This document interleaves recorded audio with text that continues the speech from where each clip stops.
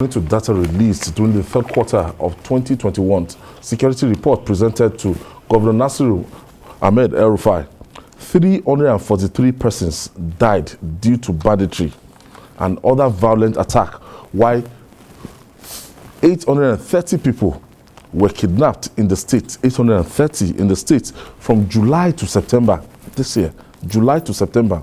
Meanwhile, Governor El-Rufai has urged President Muhammadu Buhari to declare bandits in the northwest as insurgents or terrorists to enable the military to deal with them ruthlessly without any major consequences in the international law. Now, Babajide, I remember some weeks back, it was Babajide that actually enlightened me about this issue. I asked you that, now we have the Super Tucanos. Why is it that you can't deploy the Super Tucanos to go to those forests that they know that they have these bandits, their hideouts? You now told me that, no, the agreement they signed, this was weeks back. I remember after the program, outside, and this was that there's a kind of existing agreement. I didn't know that time that such agreement existed, that these people, they are not seen as by the international community as terrorists yet. No, a lot of people, a lot of Nigerians in their mind now, they call them terrorists. And anytime they correct us on the program that why are we not calling them terrorists? But we've been telling people that officially these people are not, they've not been labeled terrorists. Yeah, even by design, by the idiosyncrasies, by the way they operate, they are not terrorists. And nobody, even with a gun to my neck, will make me call them terrorists. Because I've said before, it will be a revolt against my education, against the education that I've had in my life, to call a clear bandit a terrorist. If you want to see terrorists the way they operate, go to Kashmir. Go to Kashmir. Targeted killings, they kill people, they are not after the money. Not after the money. They are not after the money. That's what they are doing. Largely political reasons. Political reasons. What they want a state of their own. That's what they're after. When the Islamic Brotherhood transited in Algeria to a full-blown terrorist group because it won an election in 1992 and the military didn't allow it to take power, they started beheading people. They popularized the idea of beheading people. They beheaded so many journalists. Terrorist group. It became a terrorist group that the Algerian army had to fight. Another thing, ideology. Yes, there's an ideology. You don't need, Governor El-Rufai says that for the military to be able to tackle them in line with international, no. You don't need, if not for the agreement that we signed with the Americans. Remember, the Americans, ordinarily, if it was a democratic government power, they would not have sold weapons to us. No, it was Donald Trump that assisted us. Donald Trump made up his mind from the beginning. The moment President Buhari won an election, he sent for President Buhari and he told him, I will help you defeat terror in your country and I will sell weapons to you. Throughout the time that we had Obama refused to sell weapons. Even the weapons that we wanted to buy through a third party, Obama vetoed it. Obama, that some people in Nigeria see as their God. The weapon that we wanted to buy through a third party, Israel, he vetoed it. He vetoed it. He said no, because the country selling a weapon to you reserves the right. When you want to sell to a third party, they can say, okay, so person, you have to talk to them. You have to talk to them. And they said, no, don't sell to Nigeria. That was why Goodluck Jonathan government had to go all the way to Ukraine to buy those T-72 Russian tanks. And what do you know what we did to even bring those weapons? Those weapons had to be cannibalized. It was in the Nigeria they were now assembled. A lot of people don't know some of these things. And then to simply, you can't designate bandits as terror. It's not as easy as Nigerians think it. They think you just announce, oh, they are terrorists. Finish your. The truth is, let me tell you, there's an opportunity to tell people what they don't know, so that they don't wait and wait and wait. We are responding to emotions. Americans sold weapons to us grudgingly. The Democrats, in fact, after they came to power, there was an attempt to even revoke that contract. They just gave up, saying that this thing already to sold to Nigerians. Why? We paid. Why? Because they believe that our human rights record is not good enough. The Leahy law that was cited back then to stop us from buying weapons from America, that Leahy law comes in anytime the country is about to do military business with a country with a human record that is suspect. They cite the Leahy law. That was what the lawmakers cited at that time. Is very critical. Constantly, even without Amnesty International, they have their own record means of finding out, verifying things. I was telling someone, I said, if you go and fire missiles from Tucano in the northwest, you think the Americans will not know, you are fooling yourself. They don't have to come to your country to know. They don't have to come to your country to know. They are monitoring you. So the thing is, now you know the problem that the president and other people have. When you want to designate a group as a terrorist group, each of them, you must get their names.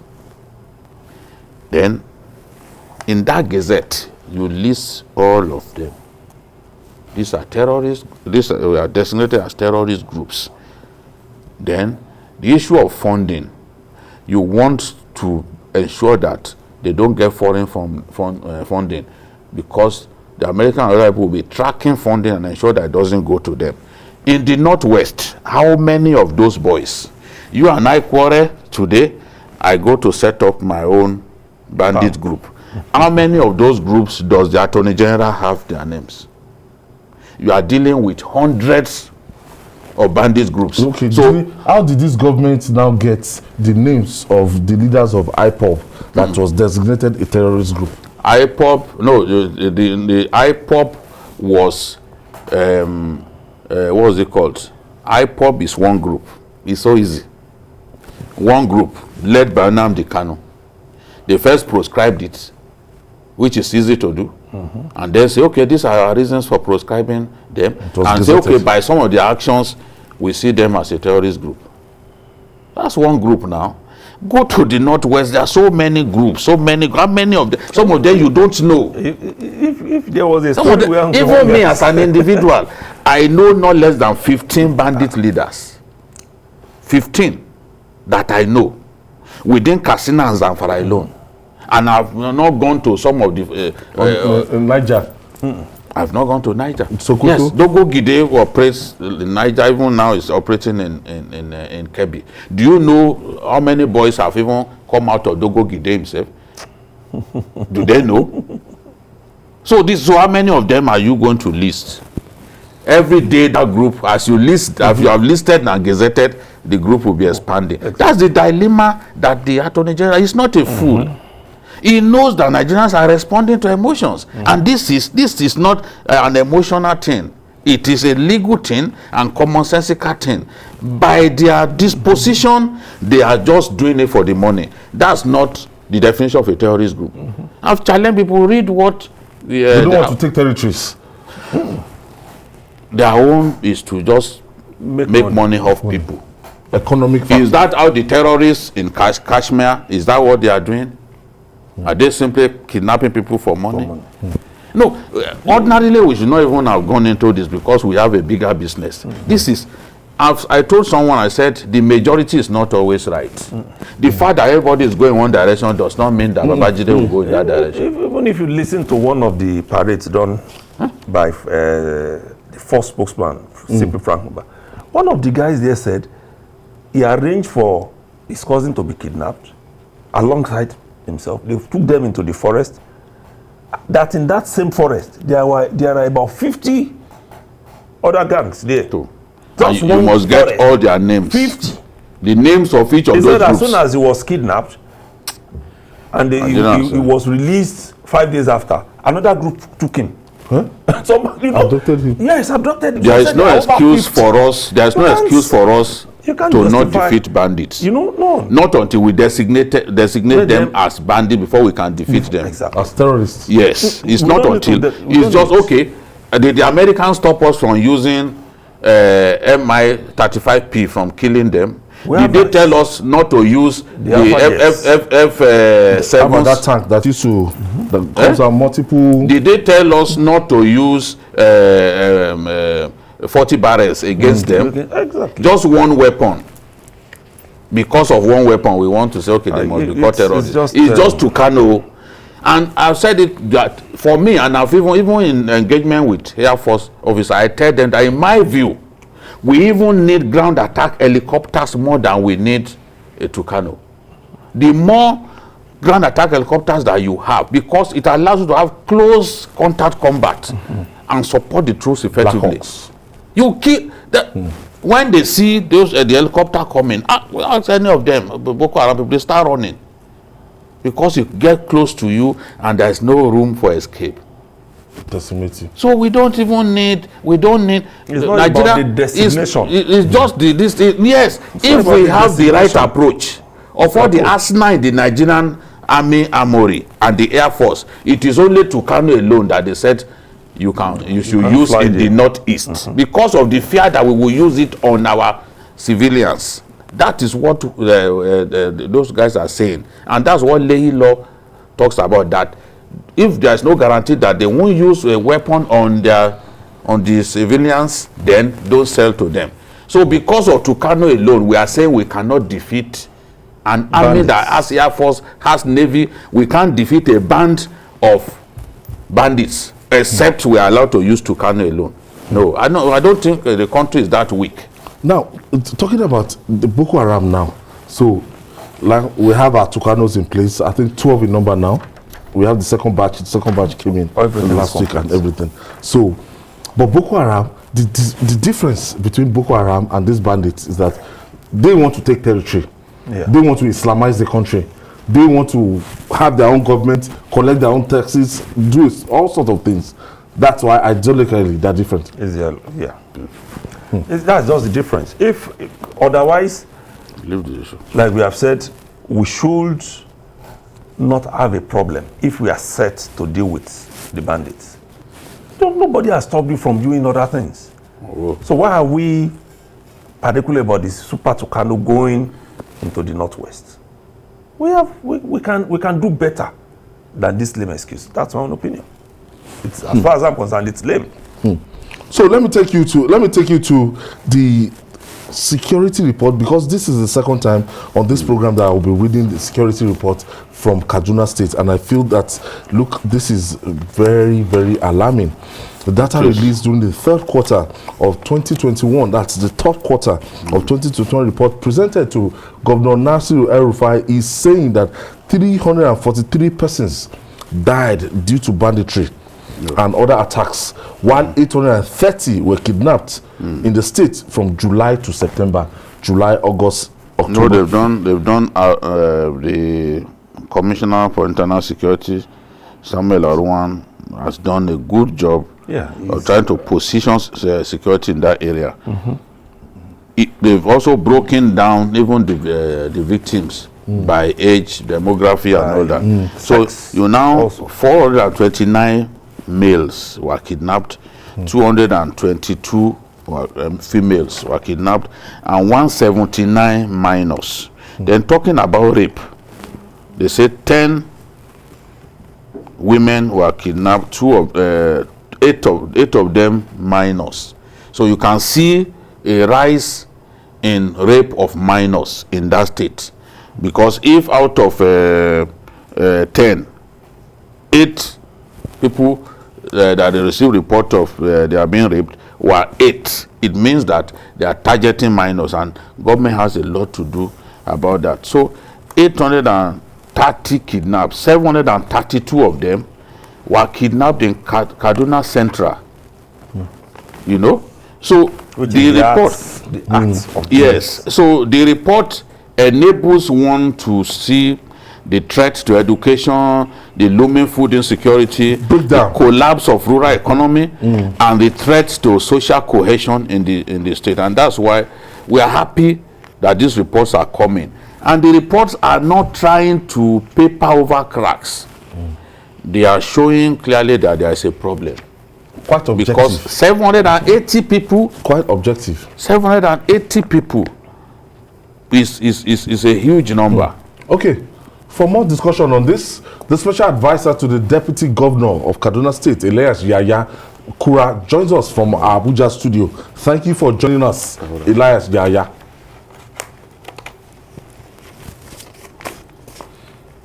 Good afternoon, Elias Kura. Can you hear us? Can you hear us? We can't hear you. I can hear you loud and clear. Okay. Okay, tell us about this security report. Tell us more about this security report. By correcting my name. Kaura. My name is Elias Yahaya Kayok. Oh.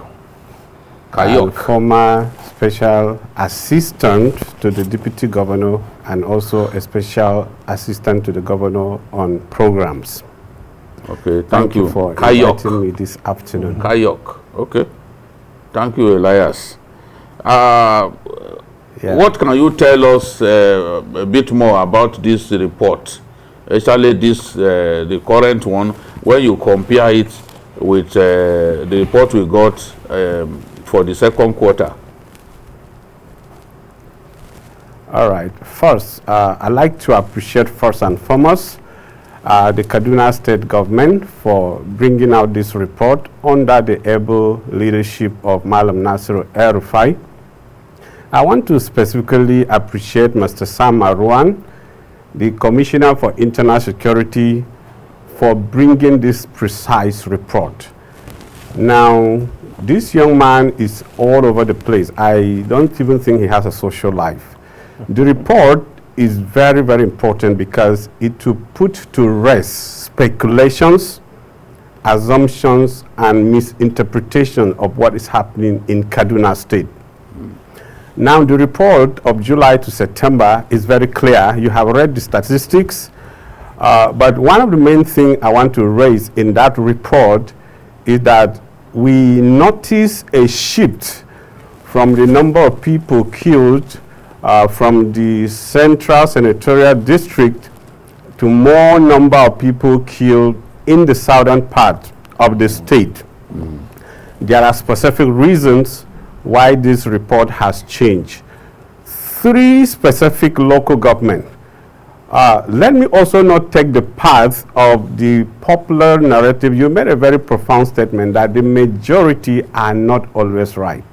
And I would not want to push forward lexicons that have been developed by people over time and push forward to the majority of the population.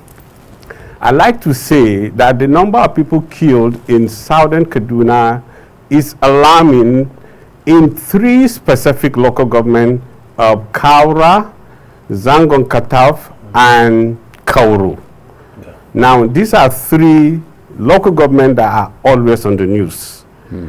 One of the key reasons why the number has increased in Zangon Kataf local government is the increase in number of killings, reprisals, and further attacks from both sides.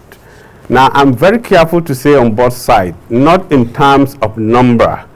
When it comes to security issues, people are very apprehensive and perhaps afraid to say some specific things. Now, we have a scenario where there is a clash between 2 people. And before you know it, even 2 people could just jam themselves with their cars. And in the ensuing quarrel, it takes a religious or ethnic coloration. And before you know it, people give it different interpretations. But there are also specific moments where there are deliberate provocations by Fulani young boys left with cows and the people of southern Kaduna on their farms who are farmers.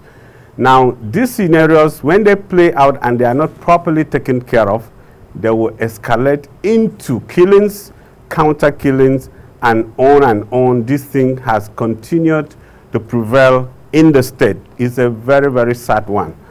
I'd like to please send my condolences first and foremost to those who lost loved ones and property in all this crisis. Nobody should be happy about this thing that are happening.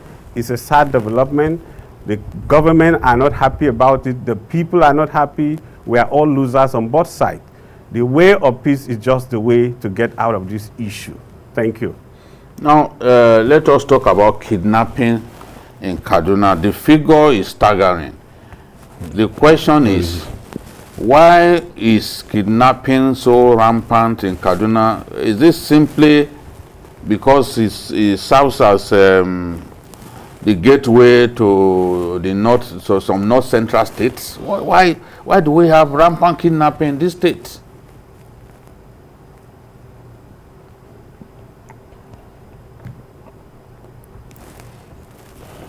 Kayok, are you there?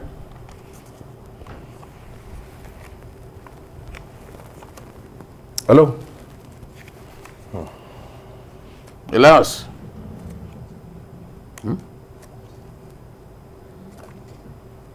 Let's go. I'm sure our producer is trying to establish contacts, but it's in our Abuja office.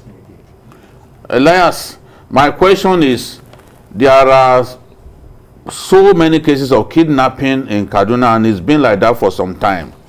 Is it simply because Kaduna is like a big gateway to states of the North Central? Why do we have so many cases of kidnapping? Yeah, by the position of Kaduna, location of Kaduna, Kaduna is a gateway to other states in the north. And before the coming of Abuja, you all know that Kaduna was just like the second Nigeria, where almost everybody lived there. So there's so much interest in the city of Kaduna. And because it's a gateway, people ply that road all the time, linking the most important city of Abuja. So the increasing number of kidnapping in Abuja is as a result of the fact that a lot of people pass through Kaduna from Abuja and to other places. Like you said in part of your statement, a lot of gangs have sprung up over the years as a result of the fact that kidnapping has become to them like a trade, a business where they can get money easily. And so people break up in gangs. When there's a small issue, this guy breaks out, go form his own gang. There are scenarios, like you said, somebody is kidnapped by one gang and he's released, another gang will just kidnap him in the same forest. So it's become on and on because of the location of Kaduna. People pass there in their numbers. And it's worrisome. Okay, but there I'm are some sure steps. With the various steps that have been taken today, in the past weeks, a lot has been done. And the story of kidnapping has gone down drastically. Kidnappers cannot communicate. Their informant cannot communicate with them. They can't betray security forces who are going to comb the forest. And the combined forces of the federal security agencies has really brought in some level of sanity. And we are hoping and praying that more and more of these operations will be carried out, that peace will be restored back to Kaduna.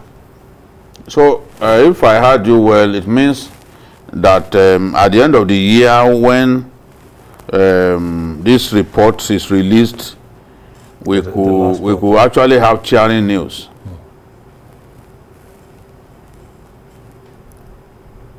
Yes. Did you hear me, Kayok? Let me touch that.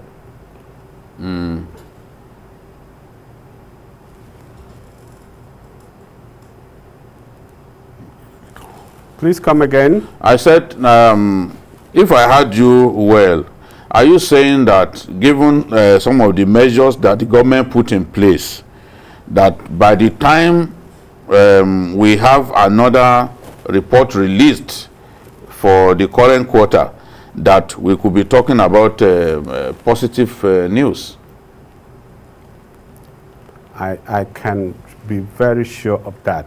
As we speak now, the rate of kidnapping has gone drastically down. And don't forget, the social media is all over the place. If there were more increase in kidnapping, even by now, you've had the stories all over the place. People can now sleep with their eyes closed. But don't forget, it's not as if these bandits will go to sleep. They have been suppressed and they are being dealt with. A lot of them will never in their lifetime return to kidnapping.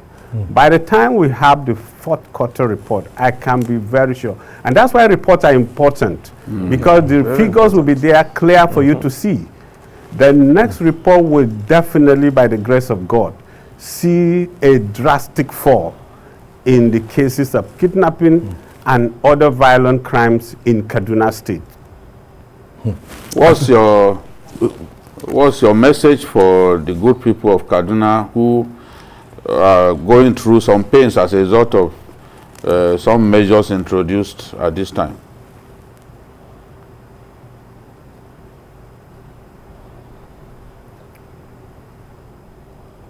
Come again, please.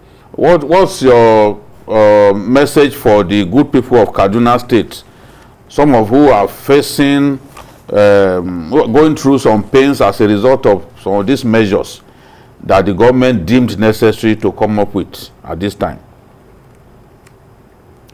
First and foremost, I'd like to appeal to the people of Kaduna State to be very patient with the government. Speaking here in the studio, I know I'm also a direct victim of the shutting down of networks. You can hardly do anything, but if that is what will bring peace to us, I'd like us to cooperate with the government. We are better alive than staying connected to networks. It is going to be for a moment. I know people are facing transportation problem. People are facing communication problem. This is also a moment for us to be our brother's keepers. Those who drive around, please pick people to their places of work and pick them back.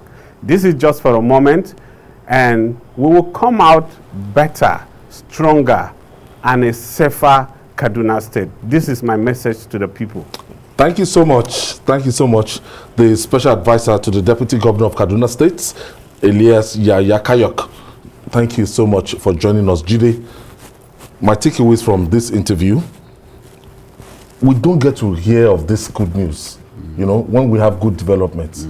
He has told us that, look, kidnapping and activities of these bandits, they've been reduced to a considerable, you know, level in Kaduna State. And we've all been praying for Kaduna State because it was like the heartbeats of banditry in Nigeria. Yes, if we can, he has said that we can validate what he has said in the fullness of time as journalists. We can validate that. At least through the final quarter, the last security report. We want to see what happens in the final quarter. It's still a long way from now. We want to even see what happens in the next few days too, because I know the governor is determined, but you know that the people we are dealing with are also very determined. So I'm always cautious about jubilating too early. Every time we jubilated in our country in the last few years about security, we've regretted it. You know, there was a time we thought Boko Haram was dead. Not even now that we're going into the festive period. We now know better. So we'll wait to see, but we pray that there will be peace in Kaduna, sustained peace. Amen. Doesn't your final take on this? Well, I must congratulate the guys in Kaduna, especially Samuel Aruwan. I've not met him before, but I think he's doing a good job. And then the governor, his passion is showing in what is happening. I must also say he's doing a good job. Let them just keep it up. Like he said, there are only few people who are among those who move around this country who have not stayed or passed the night in Kaduna before. So it's still a place where we all cherish. I was there for about a month at some point, at a stretch, and I enjoyed myself. But I can't go into Kaduna now. Have you? Not even by air. Remember those days in the Navy base in Kaduna? So we need it back.